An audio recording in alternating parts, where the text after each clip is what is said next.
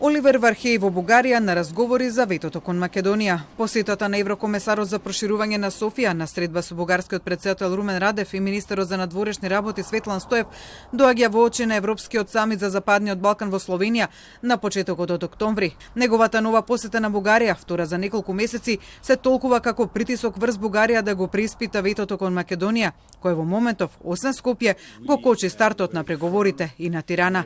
Непосредно пак пред посетата на Вархеј, порака стигна и од САД. Во петокот новиот заменик помошник државен секретар на САД задолжен за Европа и Евроазија, Габриел Ескобар, во интервју за Радио Слободна Европа изјави дека Бугарија не треба да го блокира членството на земја во Унијата со барање што побрзо да се најде компромис за билатералното прашање и двете земји до крајот на оваа година да ги почнат преговорите. И додека се засилува притисокот за деблокирање на пристапувањето на земјава во Европската унија, шефот на македонската дипломатија Бујар Османи, освен напорите на Вархеј и земјите членки на Европската унија, работите да се мрднат од мртва точка со став дека треба да продолжат и разговорите меѓу Македонија и Бугарија без оглед што нема политичка влада во Софија. Сепак, пречка за продолжување на разговорите со Бугарија, како што дознава Телма, може да биде тоа што на Комисијата за историски прашања од македонска страна им се истечени договорите за ангажманот со МНР. Османи, кој денеска рече дека тој нема такви информации за Комисијата со Бугарија, потврди дека има таква информација за членовите на Комисијата за трговски марки со Грција.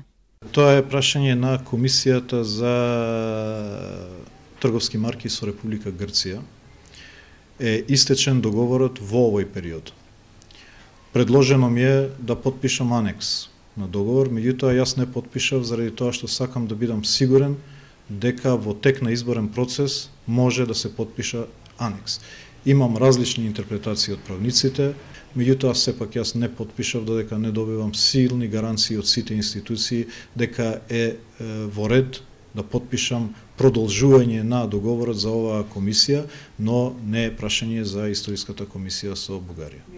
Сепак, според информациите на Телма, договорите на македонските членови на историската комисија со Бугарија истечени се на 15 септември. Доколку има таков проблем, ќе важи истото и за нив. Дали тоа значи за двете комисии? Не верувам дека комисијата ќе престане со работа заради тоа што нема да биде 2 недели платена. Османи се надева на разбирање од членовите и на двете комисии, ако неколку недели работат без договори за финансиска надокнада поради распишаните избори во земјава. Наша одлука како влада е дека заради тоа што нема влада во